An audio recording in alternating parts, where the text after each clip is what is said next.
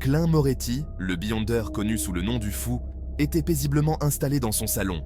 La lumière tamisée des chandeliers créait une ambiance sereine, propice à la lecture et à la réflexion. Un coup à la porte. Le son résonne dans la pièce, brisant le silence. Sa tranquillité vole en éclats. Klein lève les yeux, surpris, son livre glissant de ses mains. L'air crépite d'une énergie inattendue. Les lumières vacillent, ajoutant une touche d'étrangeté à la scène. Un messager se tient sur le seuil, le visage pâle, les yeux écarquillés de peur. Il semble avoir couru une longue distance. Il porte une lettre scellée d'un symbole ancien. Klein ressent un frisson parcourir son échine. Ce symbole lui est familier, mais il ne peut pas immédiatement se rappeler d'où. Ce n'est pas une convocation ordinaire. Klein, toujours prudent, utilise ses pouvoirs mystiques pour sonder la lettre.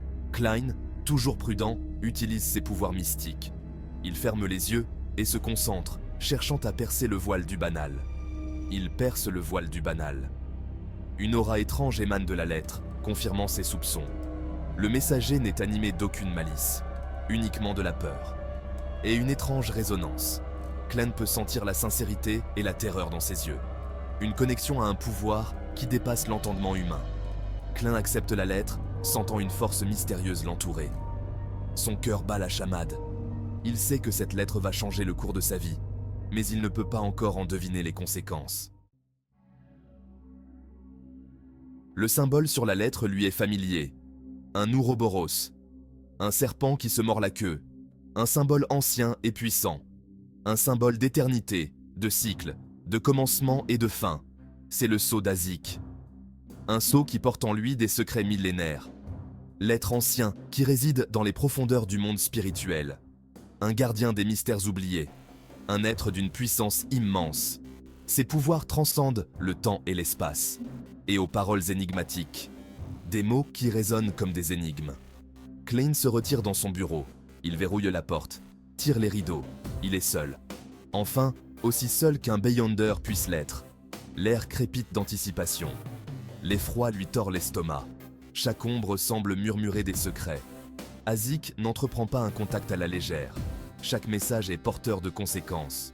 Quel avertissement cet être ancestral lui réserve-t-il? Quel danger se profile à l'horizon?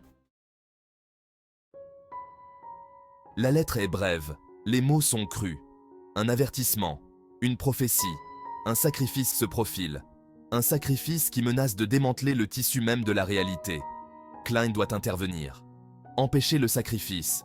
Mais ce faisant, il s'expose à un grand péril. Le poids des mots d'Azik s'abat sur Klein. Le sacrifice n'est pas nommé, le danger pas complètement révélé. Juste un message cryptique, une boîte à énigmes de peur et d'incertitude. L'esprit de Klein s'emballe. Qui doit être sacrifié? Et pourquoi? Section 4. L'écho des sacrifices passés. Dans les pages de l'histoire, les échos des sacrifices résonnent encore. Ses pensées se tournent vers des horreurs passées, des rituels anciens, des cérémonies enveloppées de mystères et de terreur, des autels de dieux oubliés, souillés de sang. Chaque goutte de sang versée raconte une histoire de dévotion et de désespoir.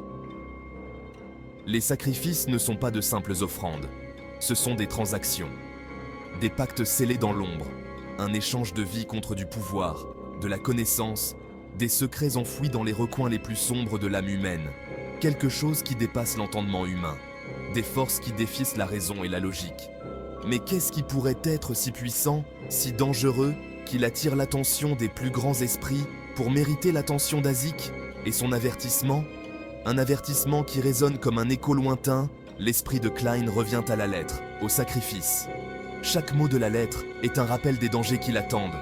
Il doit en savoir plus. Il doit l'empêcher.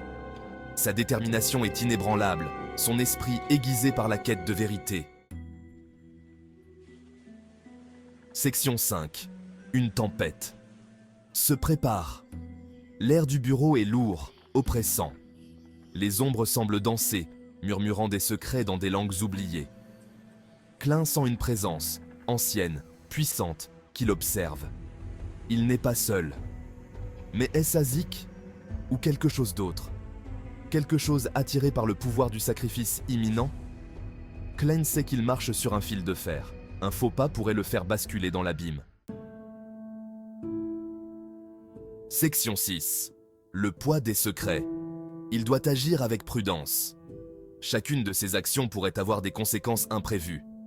Il est un Beyonder, certes, mais même les Beyonders ne sont que des insectes, comparés à Azik et aux forces qui rôdent dans l'ombre. Il doit en savoir plus sur le sacrifice. Mais comment?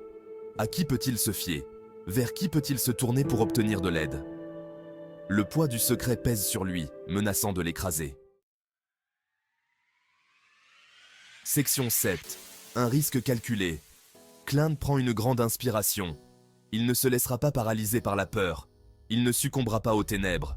Il affrontera cette épreuve de front, avec courage, avec ruse, avec tout le pouvoir dont il dispose.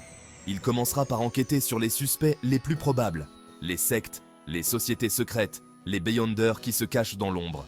Il trouvera le sacrifice et l'arrêtera, quel qu'en soit le prix.